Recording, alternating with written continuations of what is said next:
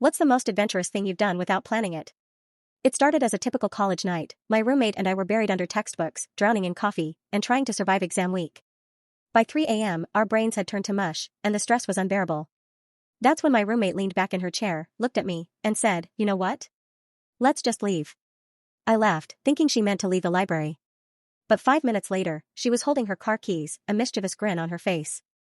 "No, I mean leave. Let's get out of the city." I didn't even hesitate. We grabbed some snacks, threw on hoodies over our pajamas, and hit the road without a destination or plan. The streets were eerily quiet, lit only by the occasional glow of a street lamp. We blasted music and sang at the top of our lungs, our voices cracking from exhaustion but filled with excitement. After a couple of hours on the highway, the horizon started to glow with the first hints of sunrise. That's when we spotted a small, handwritten sign that said Coastal Overlook, 2 miles. On a whim, we turned off and followed the winding road until it opened up to a cliff overlooking the ocean. The view was breathtaking. The sky was painted in hues of orange, pink, and purple, and the waves crashed against the rocks far below. We sat on the hood of the car, wrapped in blankets we'd found in the trunk, and watched the sunrise in awe. For a moment, all the stress and chaos of college life melted away.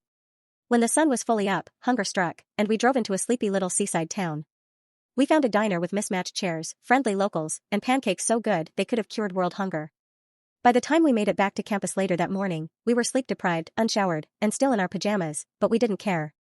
That spontaneous road trip became our favorite college memory, a reminder that sometimes, the best way to deal with stress is to escape it entirely, even if just for a night.